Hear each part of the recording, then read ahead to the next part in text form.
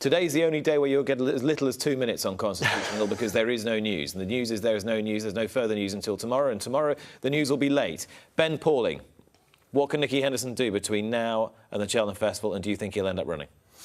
He can do no more than he's doing. I think he's handled it all brilliantly. There's nothing worse than publicly seeing your horse disappoint. But there's probably, in hindsight, the best thing that could have happened, because if it had just come from Seven Barrows that he'd worked averagely on Farringdon Road, people would be saying, oh, what's this, what's that? So it's a tough situation. My view on whether he will or whether he won't,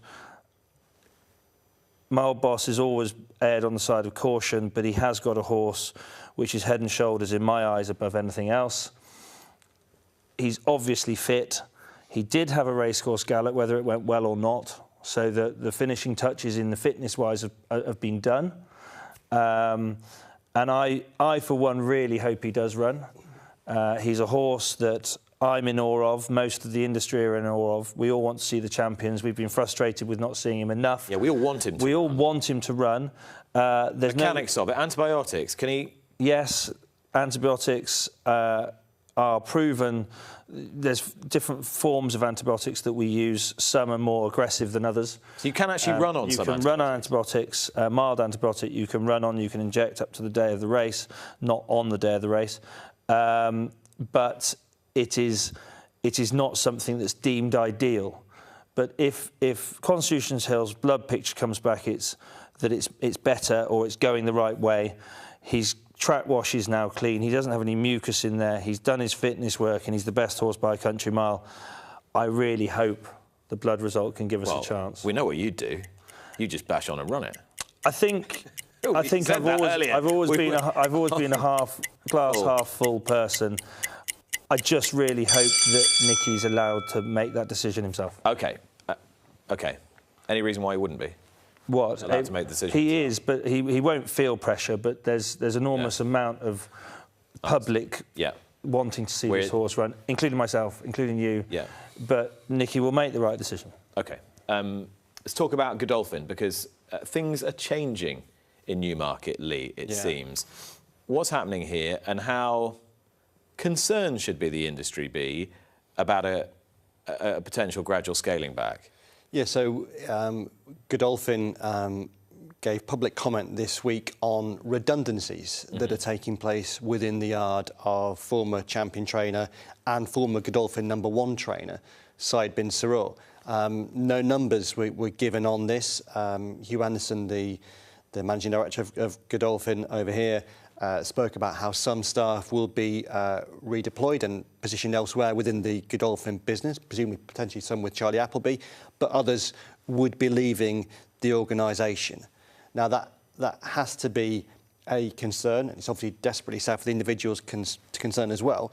What we don't know at this stage is if that is part of a wider Godolphin restructuring, or if it is because, to an extent, Said bin Suroor's yard is underperforming and they've just decided to put fewer horses with Said. But as an industry, Ben, do we not have to face the inevitable consequence that beyond Sheikh Mohammed, there is not a succession plan that is obvious to us, and therefore the industry is going to be reshaped quite significantly? Very much so. I mean, his involvement and Godolphin's involvement has been so huge for the last, I don't know, X amount of years, that if it scales back slightly, it might not be... We're talking of 5 decades of the redevelopment of Newmarket, really. It might not be the worst thing in the world. There's, from an outside looking in, there's certain parts of having such a powerhouse so dominant within a town has made it very hard for other trainers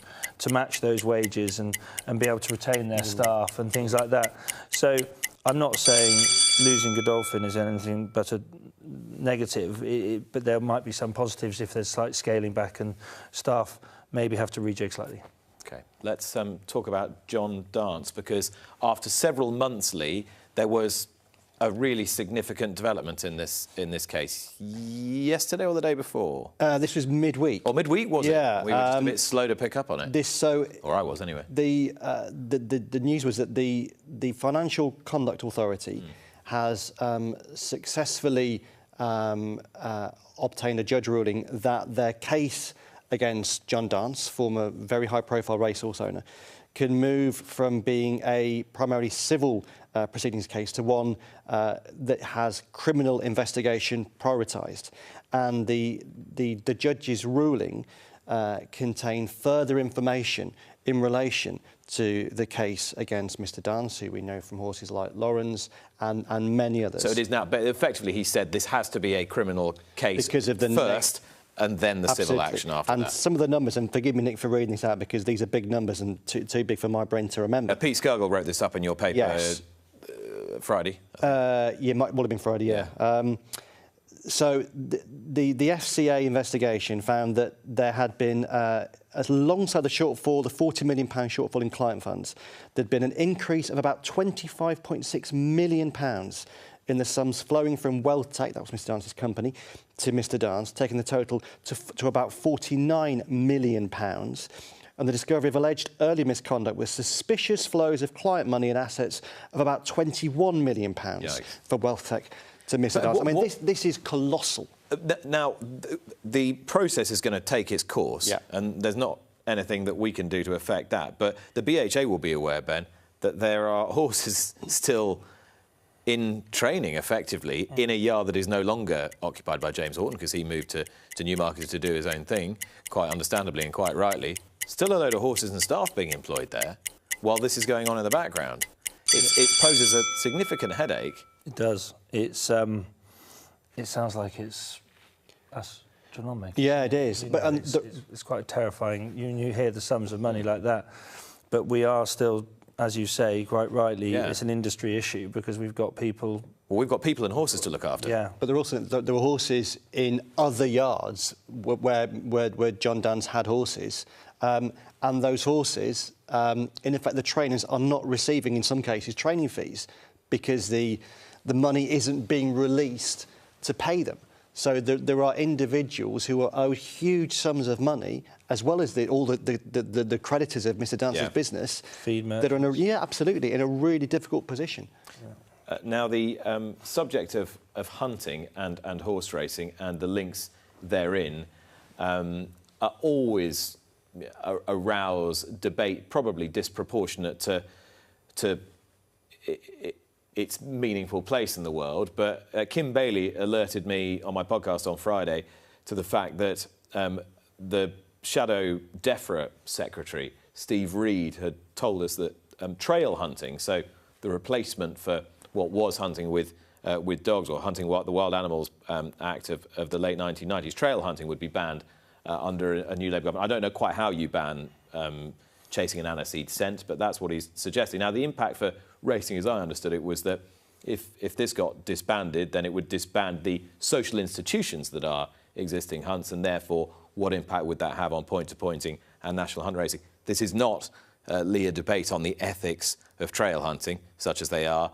more a question of whether it would have a knock-on effect on the amateur branch of the sport. And I think inevitably it would have a knock-on effect. It's hard to see how point-to-point racing in Britain, which is already a sport that wouldn't be in the rudest of rude health, certainly compared to its Irish counterpart, it's hard to see how that could exist if those hunts who support the point-to-points didn't exist. I still am very sceptical about whether you could enforce legislation. Well, even whether they would try.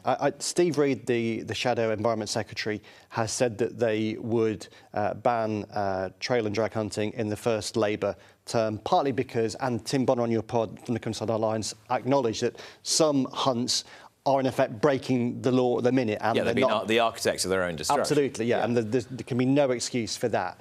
But just in terms of politics, I would be very surprised if Keir Starmer as Prime Minister in his first term wants to get embroiled in this sort of legislation. For a start, he's going to have many more pressing and important things to deal with. And there will be people saying, right, well, really, does the amateur branch of the sport have any place in a professional world? And does it really, touch you, Ben, at all? Well, it's something I'm incredibly passionate about. Without point-to-pointing, I would never have been realistically in the industry. Personally, I rode as a point-to-point jockey for years, but, not that many years, but a few. and terribly at it. But it was a way in for me. Point-to-pointing is changing. In the fact that it's less about I was just the local farmer's son that wanted to have a go, and there were a lot of us doing that at that stage, and pointing slightly on the back foot now because it's less of that and it's more sort of semi-professional, and that's so it's a trading point, a bit like Ireland. And the Irish are just professional. I mean, it's an amateur professional industry. Amateur and only in name. Only in name, but all the point-to-points are put on by volunteers.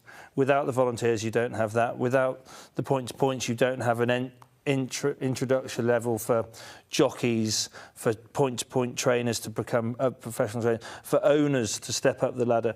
It would be a disaster if we lost our point-to-pointing. It's a huge part of it. It's been steeped in history. The connections and the way it all works together with national hunt racing in particular are huge, and it would be a disaster. Right, let's move on. Jason Watson has found himself in the wires, Lee. He has failed a medication test.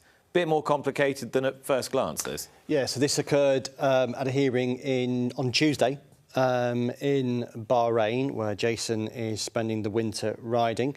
He was handed a 1-month suspension for... So that's applicable worldwide, isn't it? Yeah, I mean, all these things, exceptionally rare for other jurisdictions not to apply them. This was because of a positive test for a notifiable medication. Now, Jason has commented publicly on this, and he has said he's never offended in this regard in the past, and he says it was due to an over-the-counter sleep medication. He said he's been talking about having had insomnia recently, and he took this. He was advised it would be fine to take. It turned out it wasn't fine to take. He's only received a month. He'll miss the Lincoln, but that would suggest that the Bahraini authorities concurred with Jason's explanation. But it does, again, act as a reminder that jockeys have to be so immensely careful what they put into their systems, and if they're not 100% sure that it's safe, don't take it. OK, that's Jason Watson, who is going to miss a month, but we don't actually know the details of what precisely it is that he's tested for, but he's off for a month because of a failed test in Bahrain. Let's move on. Advantage Cobden in the Jockeys' Championship. Now, Sean Bowen pulled an important win back yesterday with Thunder Rock, but Sean's obviously found it hard to really get momentum straight off the bat. Ben, is it all over bar the shouting now, do you think, or can Sean Bowen come roaring back into the spring? I really hope it's not all over bar the shouting, because there's nothing better than a title race. Some people find it desperately dull, don't they? But I think it's brilliant, and I think in Harry and Sean you've got two incredibly relaxed, laid-back characters who will go about it in the right way. They're not Dunwoody and Maguire, are they? No, they're going Definitely not. They're going to be riding at the same meetings. You know, they're both from southern England, really, in the areas they tread. They're both great guys. I've always got on very well with both of them. I've gave Cobby a few winners recently. Do you think you'll give him a Cheltenham Festival winner? Oh, I don't know about that, but it's See what he did there? Well, yeah, what he did he's there? incredibly. He's very good, isn't he? You normally trust him, but there I'm not so sure. But I'm going back to it. I spoke to Sean. I spoke to Sean 3 days ago, and the good news for Sean is that when he first came back, I think his knee was okay. It's getting stronger every day, and he's much more comfortable. So it's going to allow him the opportunity to really give it a kick. And he's got plenty of backing. He's very liked, and I wouldn't say it's over by any stretch of the imagination, but I just hope it's a ding-dong, and they're two good guys, and they deserve it. Lee? Yeah, I like a title fight. I don't think Harry Cobden was up for a title fight before this season. I went down to see him at his farm in Somerset during the week for entering the post today. Quick plug there. And he spoke about how it was only really over the summer that he decided with his agent Sam Strong to have a go at it. They've enjoyed having a go at it. He's now built up a decent lead. I think what's interesting too was the way he spoke about how he sees himself as someone who's at 25 now. He thinks he'll finish at 35, doesn't I know, want to I go on was quite too struck by long. that. Yeah, and he wants to basically make as much now as he can in these 10 years he's got left, as he sees it, as a jockey, and that he and Sean had spoken about it, and they actively want to plug and promote this title fight, which would be good for them, but it will also be good for the sport. Yeah, he and I were discussing last week actually on this show. We're both thinking of sort of packing it in by 35. Really? Yeah. I never thought that we'd devote a section of this programme to traffic measures in Newmarket, but there we are. It is sort of quite important at the moment because Newmarket's a bit of a disaster, Lee, traffic-wise. Oh, traffic-wise, yeah. And it could have quite an impact. Explain to me what's going on, if you can. Well, all the things that we've discussed in this talking point section, Nick, and in your finest partridge, give me the. Well, give me the irony is that of all the situation things with Major that we've Trunk Road in discussed, East Anglia. For trainers in Newmarket, this is probably the thing that's got the most irate. So there's an issue with the bypass. So the A14, I think the A11 as well, it is said that there are major issues with flooding. Water has come from, well, the sky, but also from underneath the ground as well, apparently. There's ever such a mess. And as a result, traffic is pouring through Newmarket High Street. David Mills, our Newmarket correspondent, he's done a piece on it, saying that it can take 2 hours to do 1 mile at the moment. And the Jockey Club Estates are saying to trainers, my sister was you, Ben, they're saying to trainers, you need to get on your hack. You need to reacquaint yourself with your hack and ride to the gallops, because if you try to drive, you ain't going to get there before 2 o'clock. So in Newmarket, this is clearly a serious situation, and it underlines why Ben was very wise to buy a golf course. That's what you need to do. That's what everyone needs to do. Buy yourself a golf course. Drive around in buggies. However, yes, there's more, is there? No. Do you know what? No, there isn't anymore. That's the situation with the traffic in Newmarket. Thanks very much to the eye in the sky there. And those were this week's talking points.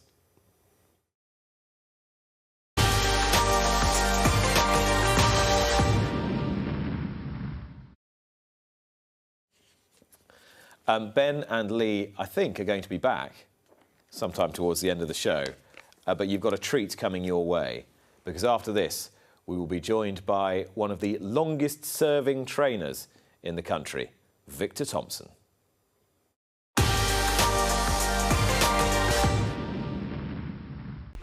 Watch live racing now on racingtv.com.